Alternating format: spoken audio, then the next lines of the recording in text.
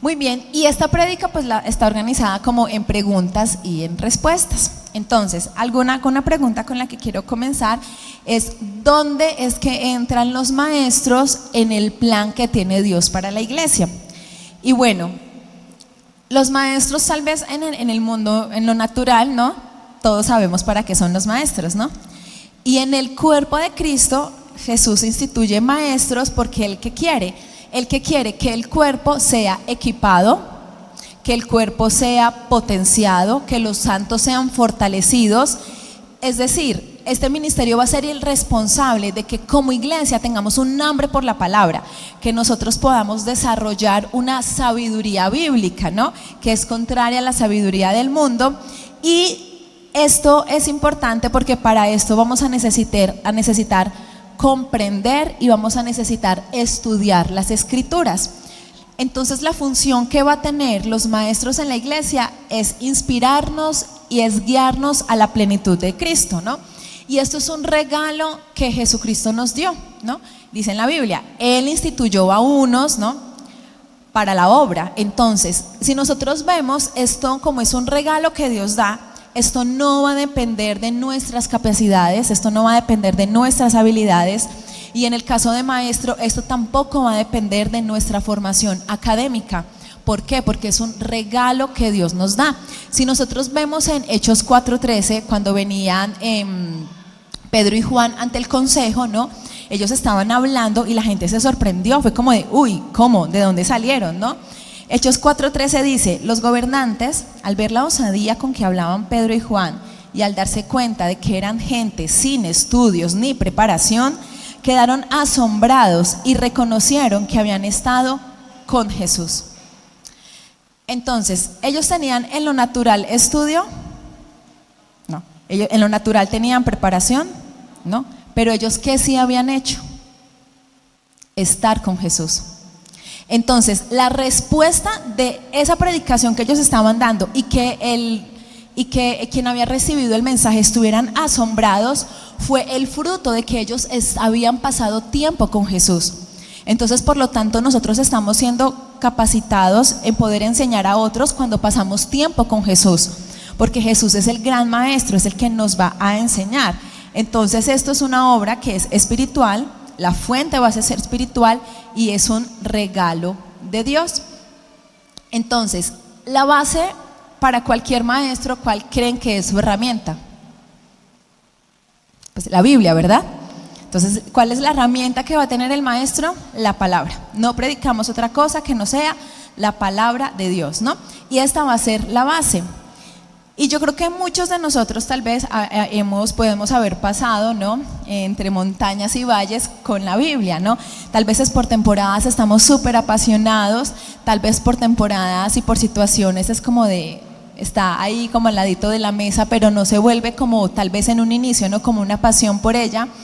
Y yo quiero invitarte que si tú tal vez estás como de, ay, es que no sé, como que sí, ahorita están en esto, pero yo quiero como que más, ¿no?, como que quiero enamorarme, yo te invito a que leas el Salmo 119. ¿Por qué? Porque el Salmo 119, ahí nosotros vamos a tener 176 razones, que son los versículos que tiene para poder apasionarnos por la Biblia. O sea, realmente es imposible que tú no leas el Salmo 119 y que no empiecen a crearse o no empiecen a establecerse en tu mente, en tu corazón, esas semillas de verdad de qué es la palabra, de lo que causa la palabra, ¿no? Porque aquí vemos la importancia que la palabra tenía para el salmista, ¿no? Que él estaba hablándole a su alma, que él entendía que la Biblia era una lámpara, ¿no? Era una lumbrera en su camino. Entonces, es una muy buena estrategia tal vez cuando uno es como de, quiero quererla más, ¿no? Quiero amarla más. Entonces, ¿dónde entran los maestros en el plan de Dios? Pues en ayudar a que los santos comprendan, a que los santos puedan estudiar la palabra, ¿no?, que podamos ser guiados hacia la plenitud de Cristo y basado en la palabra. Y la segunda pregunta es, bueno, ¿y cómo lo hizo Jesús, no? En todos estos, al final, los ministerios pues son manifestaciones de Cristo, ¿no? Entonces, obviamente, ¿quién es nuestro ejemplo de maestro? Pues el Señor Jesús, ¿no? ¿Y cómo Él lo hizo? Bueno, pues antes de él empezar su ministerio, él estuvo 30 años capacitándose, ¿no? La semana pasada Paco leía el pasaje de Lucas 2:41, donde Jesús se va al templo siendo un adolescente, ¿no? Él tenía 12 años, él se va al templo y dice que al cabo de 3 días lo encontraron en el templo, sentado entre los maestros, escuchándolos y haciéndoles preguntas. Todos los que le oían se asombraban de su inteligencia y de sus respuestas. Cuando lo vieron sus padres, se quedaron admirados. ¿Esto qué es? Esto es fruto de que Jesús tenía, antes de que tuviera esa edad, Jesús tuvo muchísimo tiempo con las escrituras, ¿no? Y Jesús, yo creo que para que hayan quedado los maestros admirados, porque aquí no estaba Jesús admirado por lo que decían los maestros, sino que los maestros estaban admirados por lo que decía Jesús. Yo creo que aquí Jesús estaba tal vez haciéndoles preguntas, ¿no? O tratando de que ellos pensaran un poco más allá, ¿no? De que ellos fueran más a lo profundo, ¿no? De poder llegar a que ellos realmente entendieran de lo que hablaba la palabra, ¿no? Porque al final la palabra lo que hace, pues en ese momento no era así. Bueno, o sea, más bien en ese momento no se había revelado quién era Jesús, aún era un niño, pero que la escritura llevaba a él, ¿no? Porque esa es la base, la escritura, ¿a quién nos tiene que llevar? A Jesucristo. Entonces, si nosotros vemos luego en las escrituras, hay 27 versículos que nos hacen referencia a cuando Jesús menciona la palabra, a cuando Jesús dice, escrito está. Esto que nos muestra, ¿no? Que Jesús tenía la palabra, pero no sé si les pasa que a veces hablan con alguien y en la plática salen versículos, ¿no? Porque salen versículos, porque ha atesorado la palabra, porque la ha meditado, porque la ha memorizado, porque la ha practicado, entonces ya se vuelve parte de su speech, ¿no? Porque es parte, porque ya nos hemos hecho uno con la palabra y ya es como de, no sé ya de qué otra cosa hablarte, ¿no? Que no sea la palabra de Dios. Entonces, si nosotros vemos Jesús cómo está haciendo, sumamente intencional, ¿no? Jesús sabía lo que necesitaba, Jesús sabía que necesitaba herramientas y que no había otra cosa que él pudiera hacer sino ser diligente en el estudio de la palabra. Y yo quiero preguntarles, iglesia, si aquí alguno de ustedes como que siente o tiene la cosquillita de que Dios le haya dado el ministerio de maestro. Así que levante su manito así de... Con valentía, alguien que levante la mano con valentía y diga, no, pues yo creo que a mí. ¿Sí? Muy bien. ¿Alguien más que diga, yo creo que a mí? ¿No? Muy bien. Pues entonces si tú ves, muy bien, sí, evidente. Entonces, ¿qué vamos a hacer? Quiero que extendamos nuestras manos hacia los que levantaron la mano, mantengan la mano extendida, por favor. Y quiero que como iglesia oremos con ellos, oremos por ellos, ¿listo? Oremos para que Dios los levante, oremos para que Dios haga de ellos maestros conforme a su imagen. Padre, en el nombre de Jesús, hoy te damos gracias por estos hombres, por estas mujeres, en los cuales tú has sembrado, Señor, el ministerio de maestros. Señor, yo sé que tú nos has mandado a que todos enseñemos, pero a unos les has dado una capacidad especial. Yo oro, Dios, para que sus mentes sean expandidas, para que su entendimiento sea profundizado, Señor, para que ellos puedan ver esos tesoros que están en tu palabra, que son pasados por alto por otros, pero que yo oro para que ellos puedan profundizar en tu palabra, Señor, que ellos puedan deleitarse, puedan comer, Señor, que ellos tengan como un hambre insaciable por tu palabra, que ellos quieran leerla, escucharla, cantarla. Dios, despierta una pasión aún más por ellos y yo oro, Señor, para que ellos tomen la posición que tienen que tomar y sean diligentes en estudiarla, sean diligentes en meditarla, sean diligentes, Señor, en lo que a ellos les toca, porque tú, Espíritu Santo, quieres actuar, quieres obrar y quieres usarlos. Te damos gracias a Dios por sus vidas, en el nombre de Jesús, amén. Entonces, bueno, gloria a Dios por ellos, ¿no? Gloria a Dios por ellos que van a pagar el precio, ¿no? De capacitarse, que el hecho de pagar el precio no quiere decir que sea algo que vaya a ser feo, porque va a ser un deleite, porque son por amor a Dios, ¿no? Y cuando nosotros hacemos algo por alguien, cuando amamos a alguien, ¿nos cuesta? No, ¿verdad? O sea, yo no creo que aquí a ninguna mamá le cueste pararse a las 5 a hacerle el desayuno a sus hijos. Lo haces con amor, ¿no? O sea, te gustaría seguir durmiendo, pero por amor lo haces, ¿no? Entonces imagínense, si Dios nos ha puesto, ¿no?, como el deseo de aprender más de la palabra, nos ha dado el deseo como de escudriñarla y de enseñarlos a otros, pues va a ser realmente un deleite, ¿no?, poder tomar acción y poner obras a la fe. Bueno, entonces en lo humano vemos que Jesús hizo lo suyo, ¿no? Él se capacitó, Él hizo lo que le tocaba, y cuando estaba en su ministerio no dejó de usar la palabra porque era la fuente de sabiduría, ¿no? Era lo que Jesús en todo momento estaba utilizando. Y bueno, ¿cómo enseñaba Jesús? Yo creo que pues la mayoría de los que estamos aquí hemos leído el Sermón del Monte, ¿no?, en Mateo capítulos del 5 al 7. Y cuando Jesús terminó de decir todo esto, las multitudes estaban asombradas, ¿no? Dice en Mateo 28-29, porque enseñaba como quien tenía autoridad y no como los maestros de la ley. Entonces, nosotros aquí, ¿qué vemos? Y a mí me llamó la atención, que el enseñar es un asunto también de autoridad. Porque Jesús, ¿cómo enseñaba? Jesús enseñaba con autoridad, ¿no? Su enseñanza era diferente. Si alguien de aquí enseña, ¿no?, nosotros enseñamos parados en Cristo, ¿no? Nosotros estamos cimentados en Cristo y en nuestra identidad en Cristo es que enseñamos, ¿no? No buscamos enseñar palabrería humana, sino que nosotros queremos enseñar sabiduría divina, ¿no? Nosotros queremos enseñar lo que la palabra dice. Entonces, hasta la enseñanza es cuestión de autoridad en Cristo. Es algo que nosotros hacemos en la identidad que Él nos ha dado. Y para que ellos les dijeran como de, oye, es que tú no enseñas como los fariseos, como los maestros de la ley, Él enseña diferente.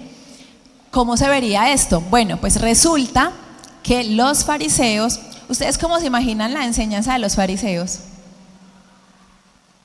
Tajante, ¿cómo más? ¿Daba mucho fruto? ¿Era relacional? Como que no nos la imaginamos así, ¿no? ¿Cómo enseñaban los fariseos? Bueno, ellos, su enseñanza era muy teórica, su enseñanza era en un tiempo pasado. Cuando los fariseos enseñaban, ellos lo que hacían era que explicaban definiciones, ¿no? Muy como una clase, ¿no?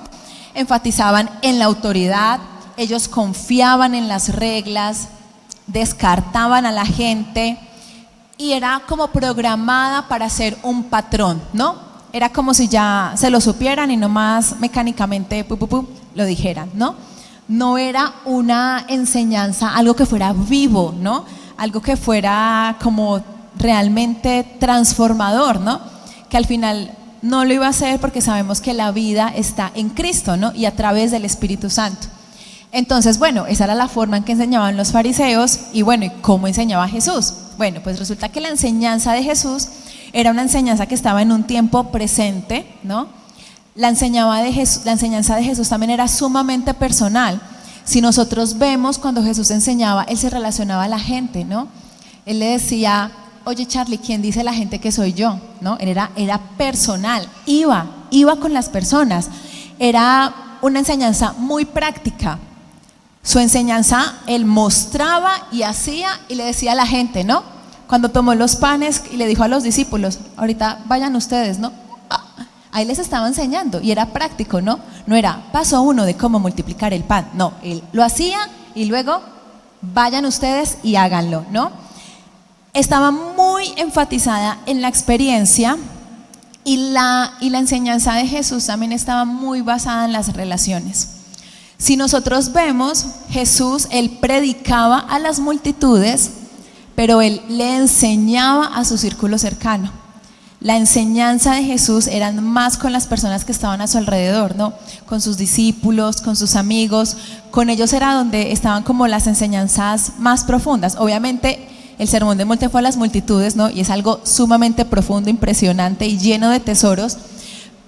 Pero muchas de las cosas luego que Jesús enseñaba eran aspectos como muy personales, ¿no? Jesús respetaba a la gente. Cuando Jesús predicaba, Él veía el tesoro en la gente, ¿no? Él veía el propósito que Dios tenía en las personas y Él por eso quería que se arrepintieran y que vivieran la realidad del reino. Y también era sumamente individual, ¿no? Él quería como relacionarse con las personas. Entonces, cuando nosotros también vemos de cómo enseñaba Jesús, y eso lo comentaba Paco cuando predicaba sobre el discipulado, Paco decía, es que estamos llamados a ser discípulos, ¿no? Pero primero, antes de que tú discipules a alguien, tú tienes que ser discipulado, pero para que tú seas discipulado, tienes que querer ser discipulado porque nadie te va a obligar a hacerlo, ¿no? Y para aprender es lo mismo. Necesitas un espíritu enseñable. Tú no puedes llegar a que alguien te enseñe, ¿no? Si tú no quieres aprender, si tú no tienes la actitud correcta. Aunque tuvieran de aquí de maestro a Jesús, pues no le hacían caso, ¿no? Porque era un asunto también del corazón. Entonces, algo que yo también noto aquí es que no sé si ustedes lo ven, pero la enseñanza de Jesús, a pesar de que era muy profunda, era como sencilla y era muy práctica, ¿no? Y no sé si a veces lo piensan, pero a veces nosotros queremos hacer todo muy complicado, ¿no les parece? Como que queremos enredar mucho las cosas, como que queremos utilizar tal vez palabras que suenen más rebombantes, porque realmente lo que estamos buscando es la gloria del hombre y no estamos buscando la gloria de Dios, ¿no? Jesús hacía las cosas sencillas, pero no todos las veían. ¿Por qué? Porque Él quería que los que estaban ya para que lo entendieran. Entonces eso también nos tiene que quedar claro, ¿no? Que el punto principal de Jesús era ser entendido. Eran muy simples, eran profundos, eran, por ejemplo, un sembrador salió a sembrar.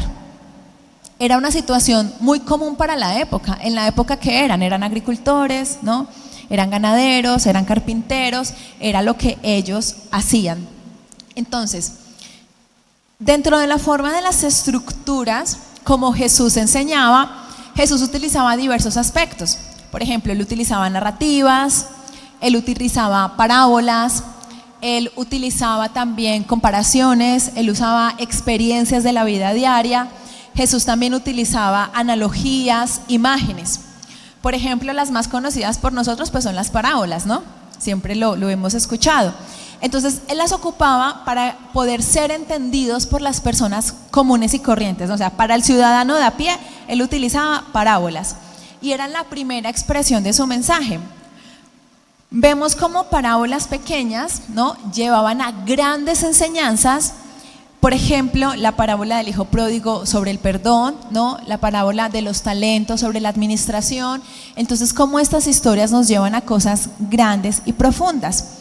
La forma en la que Jesús enseñaba en parábolas también era una profecía, era algo que Él tenía que hacer. En Mateo 13, 34, 35 dice, Jesús dijo a la multitud todas estas cosas en parábolas. No decía nada sin emplear parábolas. Así se cumplió lo dicho por el profeta. Hablaré por medio de parábolas, revelaré cosas que han estado ocultas desde la creación del mundo, como lo dice en Salmo 78:2. Ustedes se imaginan, Él vino a revelar cosas que habían estado ocultas desde la creación del mundo. Está como impresionante, ¿verdad? Todos los tesoros a los cuales tenemos acceso a través de Jesús. Las analogías eran algo que también ocupaba mucho Jesús, ¿no? Por ejemplo, todos nos sabemos, ¿no? De la luz y la sal, ¿no? O ustedes son como una lámpara, ¿no? O ustedes son esto, ¿no? La casa sobre la roca, la casa sobre la arena, el pastor y las ovejas. Estas son analogías. Otras cosas que utilizaba eran los contrastes. Por ejemplo, el sabio y el necio, ¿no? Un hombre sabio, un hombre necio, ¿no? Las ovejas y las cabras, la luz y las tinieblas. Son estos contrastes que nosotros también veíamos.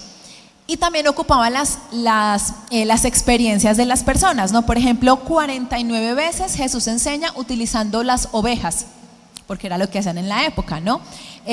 También 27 veces hace referencia a Jesús a sembrar, 22 veces a cosechar, y pues todo eso lo hace para que la gente pues pueda comprender mejor el mensaje. Yo creo que muchas veces nosotros hemos utilizado esos, o no sé, por ejemplo, tal vez los que tenemos papás, ¿no?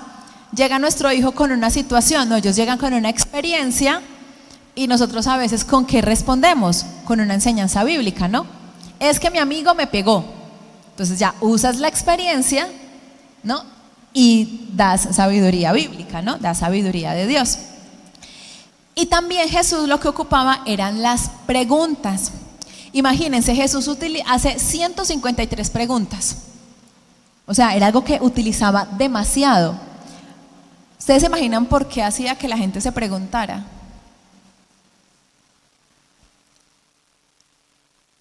Y aquí la pregunta, ¿no? Ustedes saben por qué hacía que se preguntara. A mí, por ejemplo, bueno, me dedico en lo natural a ser profesora, ¿no? Pero siempre le digo a mis alumnos, alguien expone algo y les digo, no les califico hasta que cada uno tiene que preguntarle dos cosas que valga la pena. No lo mismo que está en la presentación, o sea, algo que al final, si Jesús les pregunta, Jesús está esperando escuchar lo que realmente hay en tu corazón, ¿no? Es, ¿quién soy yo? Sale lo que hay dentro de ti, ¿no? De quién es Jesús. Y de esa manera también Jesús podía como llevar lo que tú sabes en el momento, ¿no? O sea, mira, creo que estás un poco equivocado y creo que va para acá, ¿no? Y realmente daba la respuesta correcta. Pero también te sientes como escuchado, te sientes como que, ay, ¿qué le voy a decir a Jesús, no? Entonces, Jesús llamaba siempre a la aplicación, ¿no? Él comenzaba con algo sencillo, pero terminaba con algo sumamente profundo. La cuarta pregunta es, ¿qué enseñaba Jesús? Y es importante que nosotros sepamos qué enseñaba Jesús porque es lo que nosotros tenemos que enseñar, ¿no? Porque pues somos discípulos ¿de quién? De Jesús, ¿no? Entonces enseñamos lo que Jesús enseñaba. Y eso también lo tenemos que tener súper claro de cuál era la enseñanza de Jesús, porque ahí en Efesios 4 también dice que para que no seamos como niños, ¿qué pasa con los niños? Un niño se mete cualquier cosa a la boca, ¿sí o no? Por eso no tiene que estar trucha.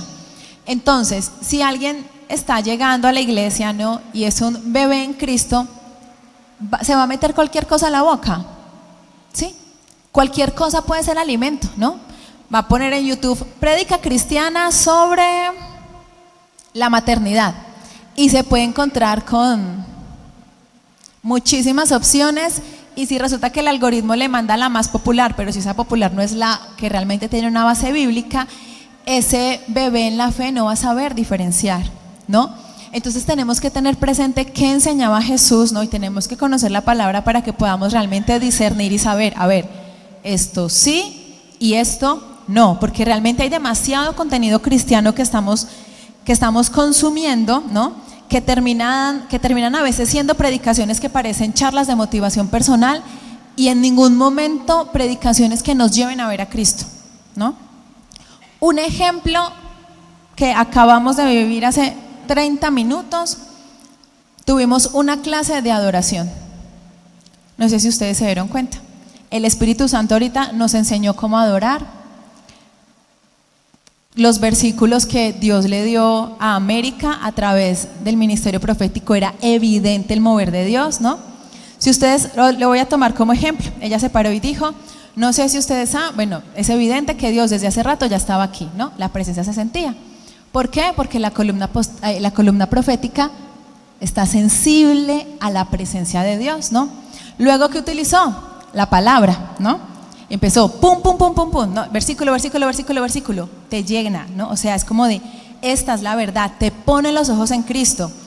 Luego, el canto, ¿a quién iba dirigido? Todas las alabanzas de hoy, ¿a quién iban dirigidas? A Jesús, ¿no? Era evidente, entonces aprendimos que nuestra adoración, ¿para quién es? Para Jesús. ¿Lo adoramos solo con nuestro canto? No, también lo adoramos con la palabra, porque los versículos también te llevan a adorar a Dios en medio de la alabanza, ¿no? Entonces, igual si tú estás en medio de la alabanza y sientes, por ejemplo, yo hace rato lo hice, ¿no? O sea, yo cuando empezaron, yo sentí el versículo de Apocalipsis que dice, como el estruendo de muchas aguas, ¿no? Yo así sentí a Dios esta mañana, como el estruendo de muchas aguas. Entonces busqué en Google, ¿no? ¿Dónde está el versículo como el estruendo de muchas aguas? Ya, porque pues uno no se sabe los versículos, ¿no? Entonces ya busqué y empecé a llevar todo lo que el pasaje me decía, ¿no? Entonces como de, wow, esto me está apuntando a Jesús. Esto hoy es puesto en Jesús. Vamos a adorar a Jesús, ¿no? Entonces en medio de eso vas viendo tu Biblia, vas buscando versículos que te llevan a ¿qué? A conocer más a Jesús. Yo creo que hoy en medio de la alabanza alguien puede rescatar o alguien puede decir un atributo que le quedó claro de Dios, ¿no? Hoy le cantamos de su santidad, le cantamos de su fuerza, de su poderío, ¿no? Entonces son ejemplos realmente que lo podemos ver en lo práctico. Entonces si nosotros vemos qué era lo que enseñaba Jesús y nos vamos a lo primero que Jesús predicó, yo creo que la mayoría no sabemos el versículo, que es en Mateo 4:17, que dice: desde entonces comenzó Jesús a predicar, arrepiéntanse porque el reino de los cielos está cerca. Esa fue toda la enseñanza de Jesús. Él empezó su ministerio con eso. Y lo primero que pasa en la Biblia siempre es un punto clave, ¿no? Lo primero que hizo Jesús fue eso. ¿Qué tengo que enseñar? ¿El arrepentimiento es importante? Claro. ¿Tengo que enseñar sobre el arrepentimiento? Por supuesto que sí. ¿Tengo que enseñar sobre el reino de los cielos? Claro que sí. ¿Es un sentido de urgencia? Claro que sí. ¿Qué tengo que enseñar? El evangelio. Así de sencillo. ¿Qué predicaba Jesús? El evangelio, el reino de Dios, ¿no? Y todo lo que el reino de Dios involucra. Entonces, muchas veces queremos aprender, ¿no? Y estamos como de, es que yo quiero aprender de demonios, ¿no? Y se compran su libro de demonología sin ni siquiera saber primero los versículos sobre la libertad en Cristo. Entonces, ¿qué pasa? Terminan teniendo más fe y más seguridad en otra cosa que en lo que la Biblia dice del poder y la autoridad que tiene Cristo, que tiene las llaves, ¿no? Que Él tiene toda autoridad, todo poder en el cielo y en la tierra, ¿no? Entonces, a veces queremos como herramientas, ¿no? O pasos fáciles. No sé si alguna vez alguien ha buscado en TikTok, ¿no? 10 pasos fáciles para la crianza, ¿no? Porque ya no sé qué hacer con el berrinche de Abraham, ¿no? A boca nadie le ha pasado. Entonces, que a veces queremos pasos fáciles, ¿verdad? Pero así como lo decía Erika hace rato y lo ministraba, a veces la salida no es fácil, porque la salida al problema y a la situación que tenemos requiere un cambio profundo de nuestro interior y necesitamos permitirnos ser transformados por la verdad de la palabra. No va a haber otra manera. Yo sé que si me hace berrinche, yo respondo mal al berrinche, es porque hay cosas en Diana que no están tratadas porque no tengo el carácter de Cristo. ¿Y eso va a ser de hoy para mañana? No. Esto va a necesitar que yo me alimente de la palabra y vea los versículos de la paz, los versículos del amor, los versículos de la paciencia, ¿no? Y a mí hubo un tiempo donde yo estaba así como de, Señor, pero es que yo ¿qué voy a hacer con Ivana? Bueno, que no me escuche porque no le gusta que hable de ella, pero el Señor me llevó a 1 Corintios 13 y yo, ¿qué? Porque es una forma en la que la palabra te confronta de cómo tú estás siendo, ¿no? Entonces cada vez que quiero preguntarle al Señor, pues yo ya sé qué me va a decir, ¿no? Y digo, no, pues es que Él ya me respondió, a quien le toca, pues a mí, ¿no? O sea, yo puedo venir y decirle a Andrés, oye, ora por mí, o sí, Él puede orar por mí y todo, pero ¿a quién le toca hacerlo?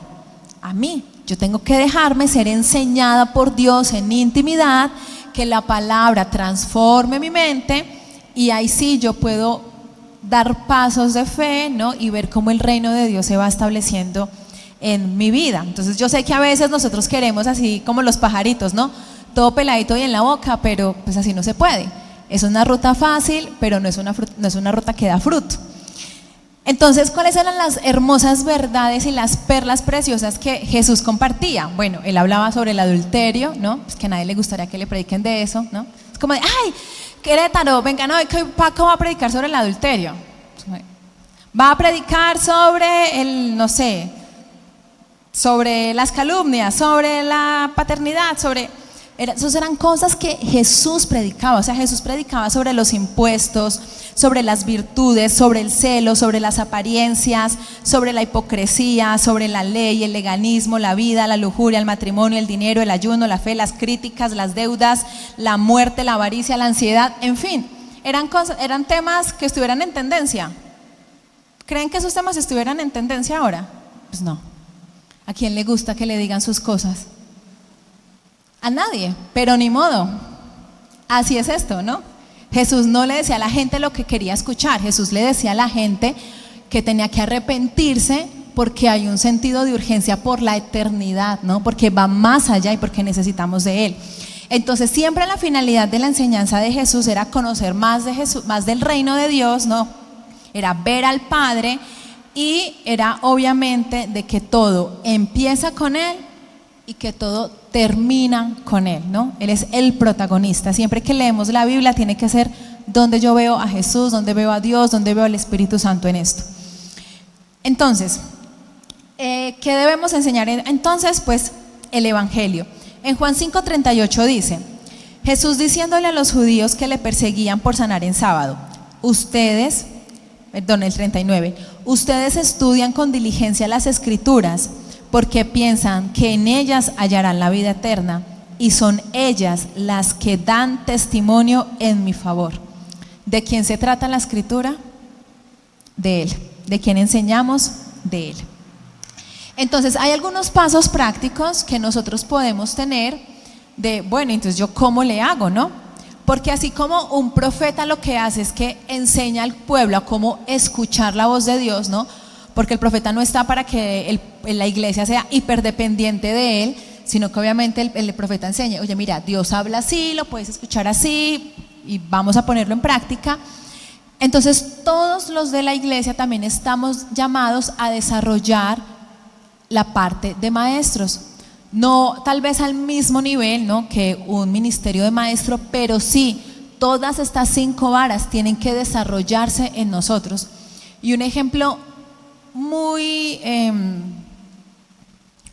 práctico es los que somos papás, ¿no? Los que somos papás, ¿ustedes creen que nosotros desarrollamos los 5 ministerios con nuestros hijos? Impresionante, ¿no?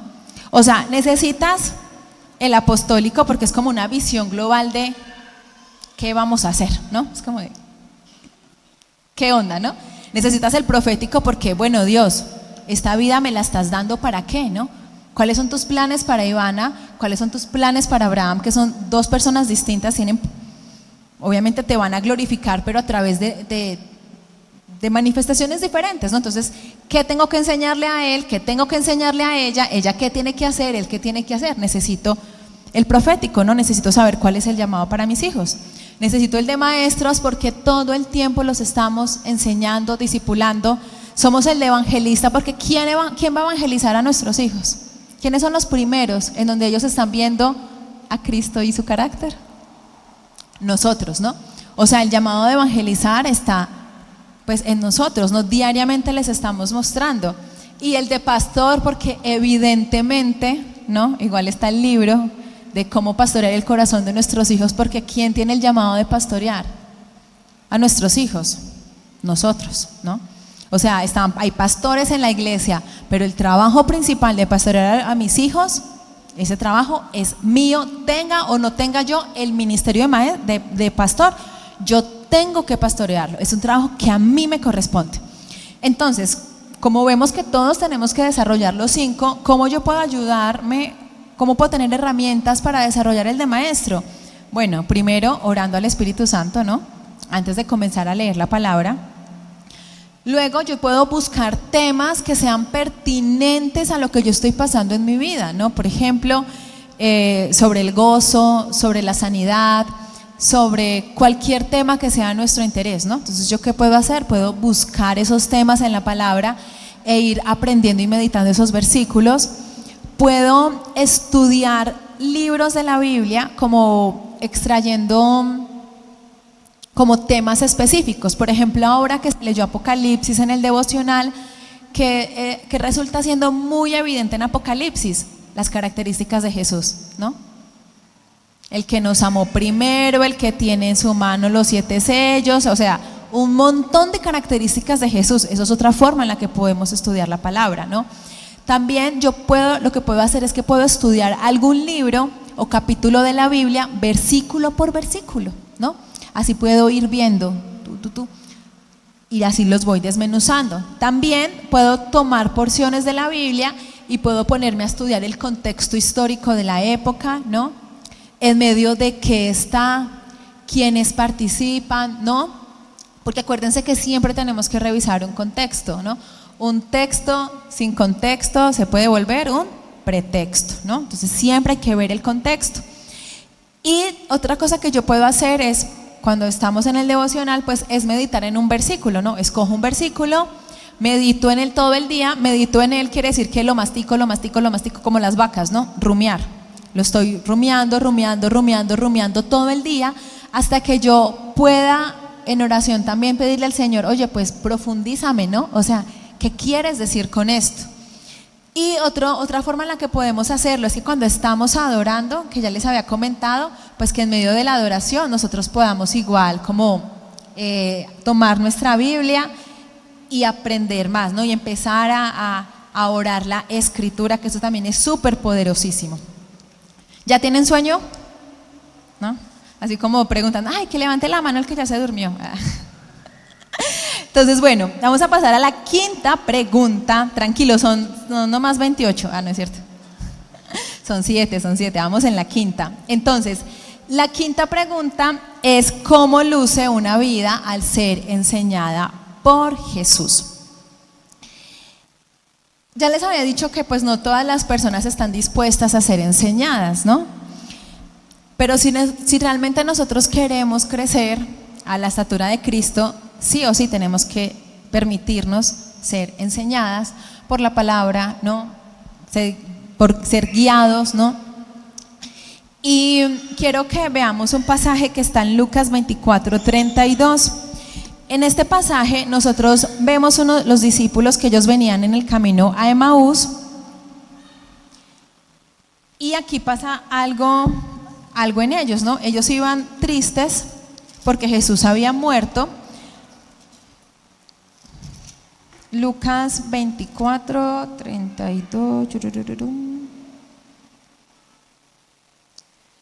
Bueno, ellos venían de camino a Emaús, ellos estaban con Jesús, pero ellos no lo reconocieron. Dice en el 16, pero no lo reconocieron, pues sus ojos estaban velados. Jesús los ve, ¿no? Más adelantito, Jesús les pregunta, oigan, ¿y qué pasó?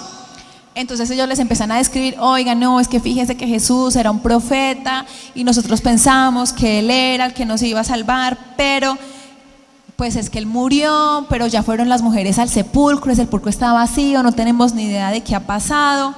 Entonces, y Jesús les dice en el 25, qué torpes son ustedes, les dijo, y qué tardos de corazón para creer todo lo que han dicho los profetas.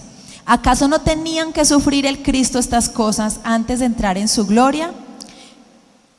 Y miren lo que Jesús hace después de que los exhorta, ¿no? Entonces, comenzando por Moisés y por todos los profetas, les explicó lo que se refería a Él en todas las escrituras. Aquí vemos algunas características. Primero, cómo estaban los ojos de ellos. Estaban velados, ¿no? Ellos no podían ver, o sea, ellos tenían ahí a Jesús, pero no podían verlo, porque espiritualmente no podían verlo. Y en el 32 leemos,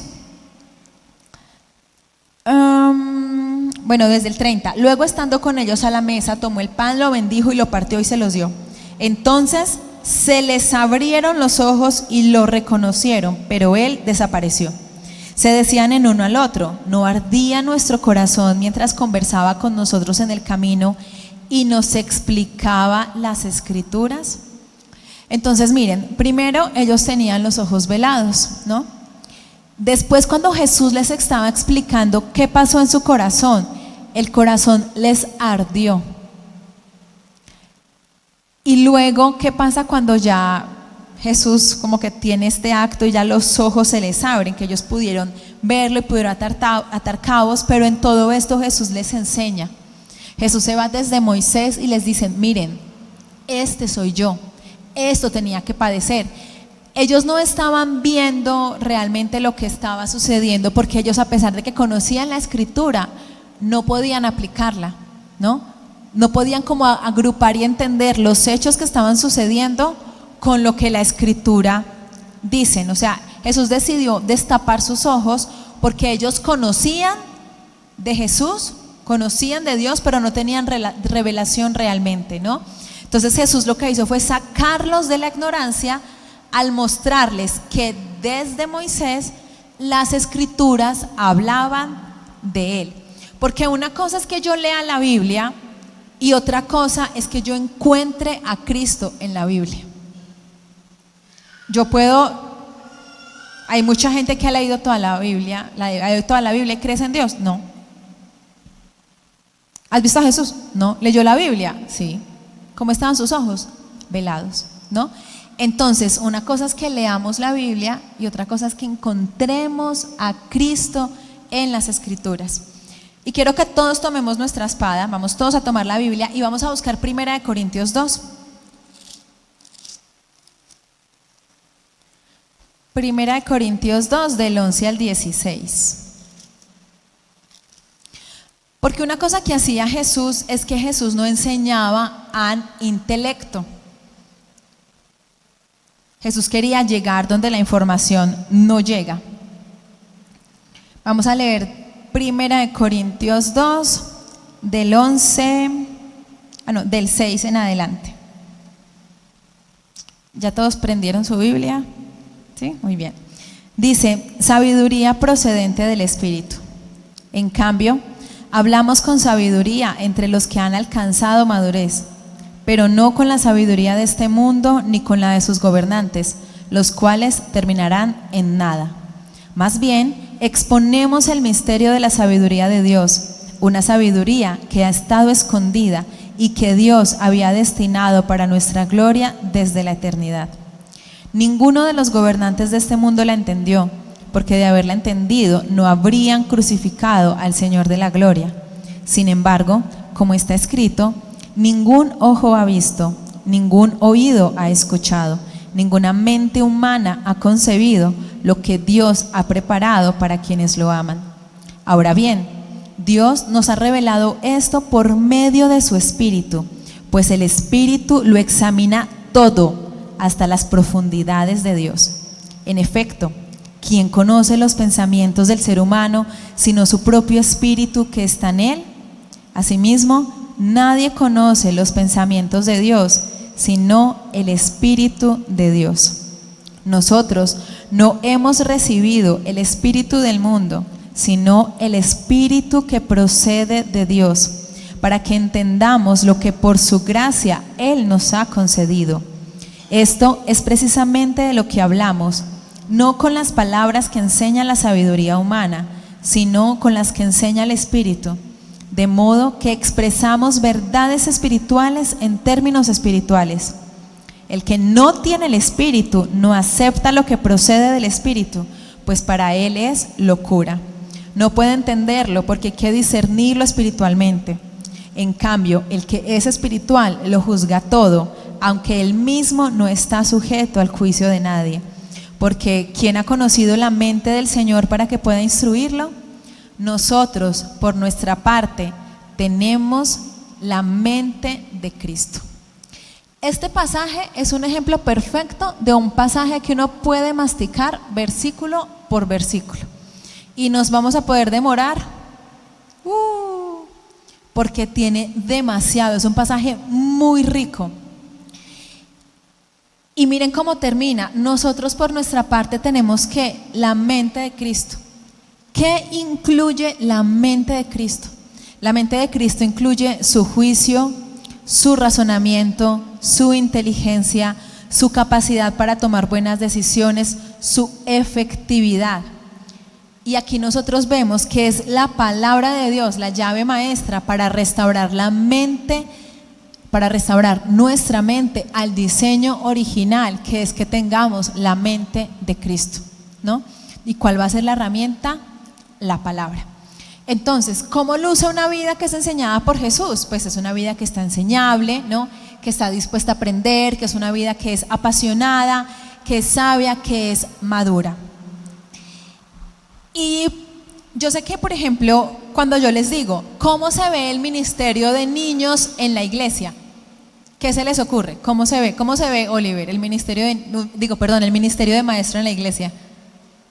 ¿Cómo lo puedes ver así como palpable? ¿Alguien que quiera decir algo?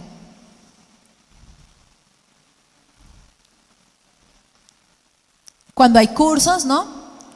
Cuando hay alguna capacitación, a través de una predicación, ¿no? También hay enseñanza. El ministerio de niños, ¿no? Es un ejemplo también de maestros.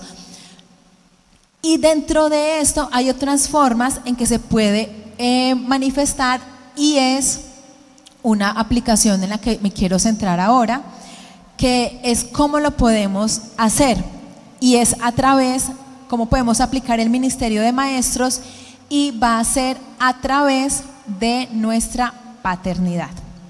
Entonces ya nos queda claro de que realmente todos estamos llamados a ser maestros, ¿verdad?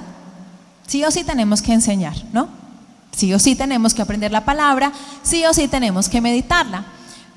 Y yo sé que el ministerio de niños hace un trabajo así súper increíble, ¿no? Ivana y Abraham extrañan mucho sus clases, pero ¿qué pasa? Ustedes creen, ustedes sienten que si vienen aquí el domingo, no buscan al Señor en toda la semana, no ven la Biblia, no hacen nada relacionado con la búsqueda de Dios, y regresan el domingo, ¿en qué estado van a regresar el siguiente domingo?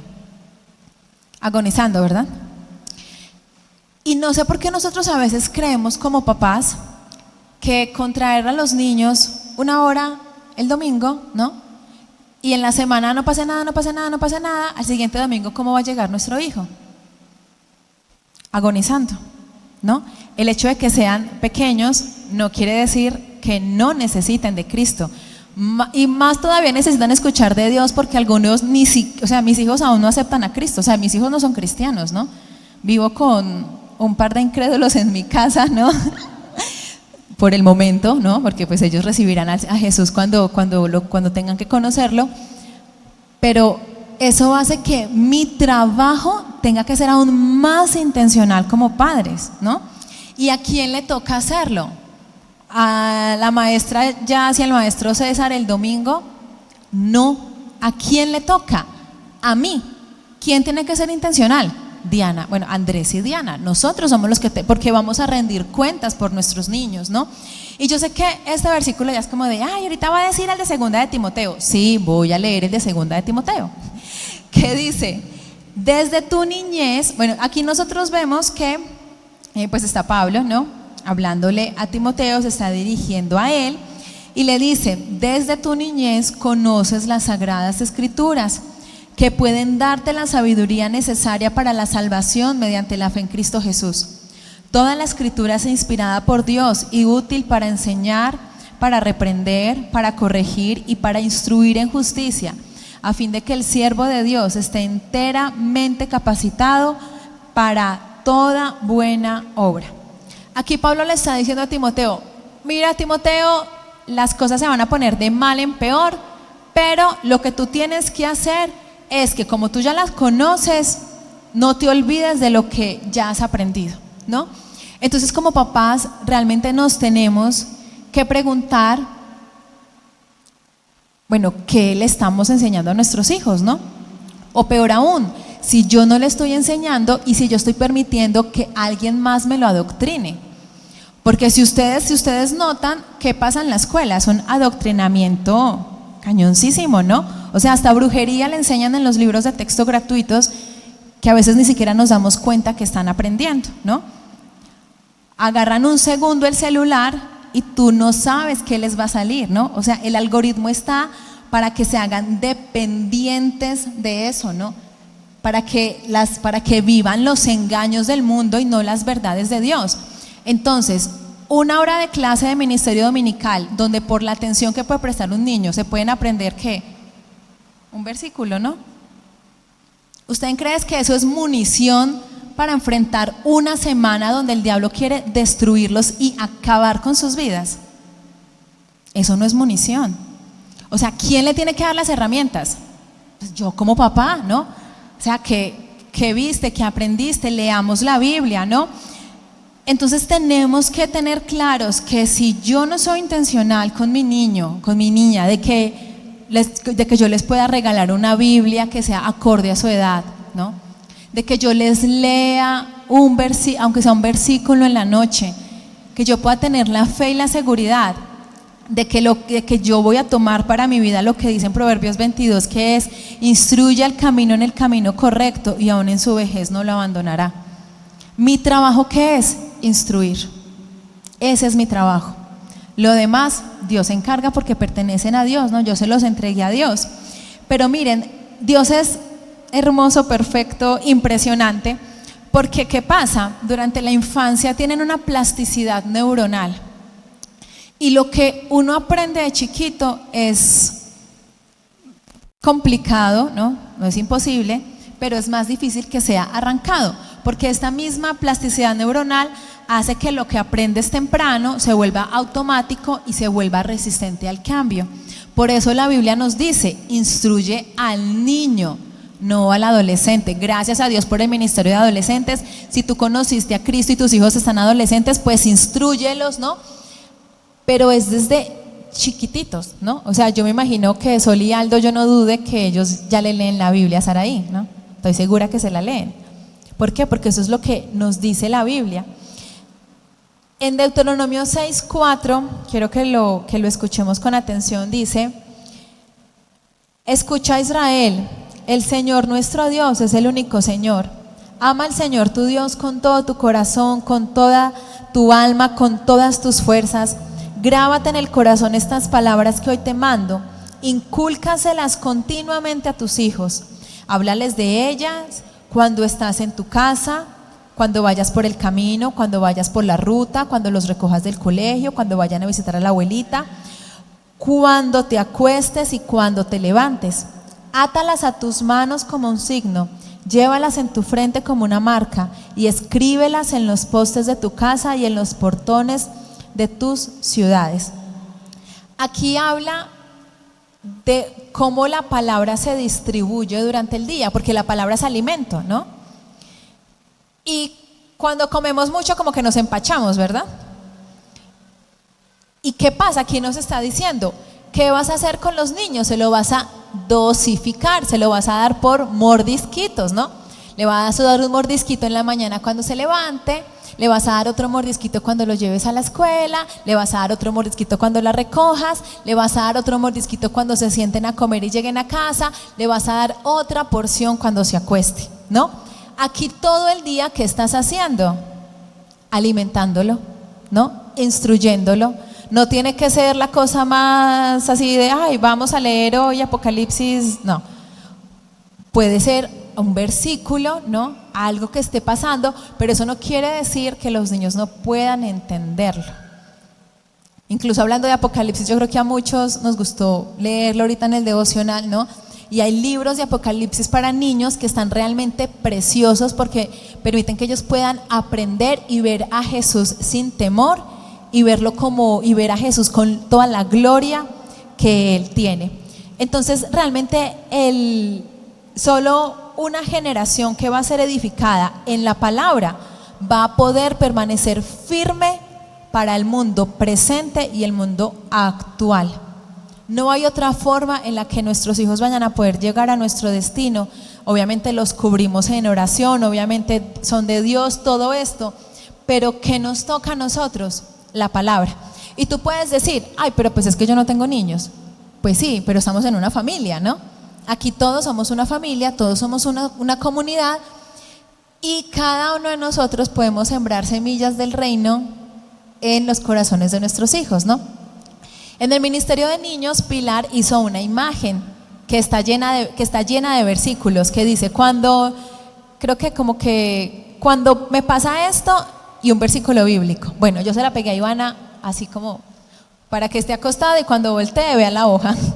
Entonces, en esta semana iba yo a entrar a su habitación y yo veía que estaba hablando y yo ya le iba a regañar, ¿no? Así como de: ay, nada, que se duerme.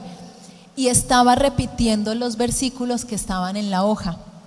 Entonces, hay cosas que realmente uno no se da cuenta. Por eso dice aquí, no, ponla en los postes de tu casa. ¿Por qué? Porque el niño lo va a ver, el niño lo va a aprender, el niño lo va a masticar y el niño lo va a vivir. Entonces, bueno, iglesia, no es regaño, no se intentan regañados, más bien es una forma como que podamos sentirnos animados, que Dios nos está dando un hermoso honor, nos está dando una responsabilidad y que tenemos que tomar acción, que tenemos que hacer lo que nos toca y que tenemos que tener en cuenta la importancia de la Biblia, porque ya sé que ya les dije varias veces que el enseñar es algo que nos toca a todos, pero es tanto que nos toca a todos que hasta Jesús lo dejó en la Gran Comisión.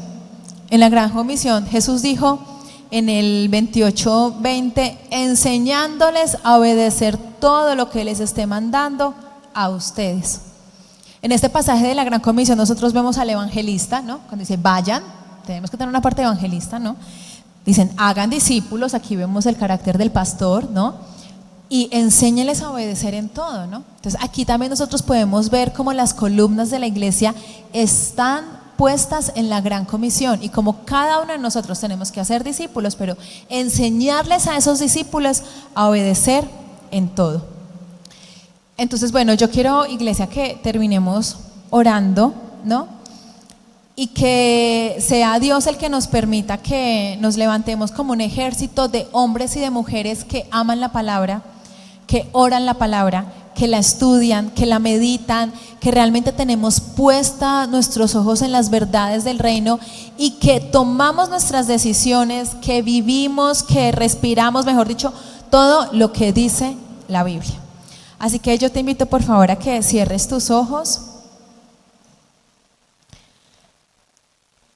y Espíritu de Dios, yo te doy gracias por este tiempo y yo te invito, hermano, a que en tu lugar tú le pidas a Dios amor por su palabra. Dios es un Padre bueno que siempre quiere darnos, imagínense, no nos va a dar amor por su palabra. Señor, yo hoy te pido para que como iglesia nos des amor, nos des pasión, nos des también celo por defender tu palabra, aunque tu palabra no necesita ser defendida porque por algo es el libro más prohibido en el mundo, porque trae verdad que transforma.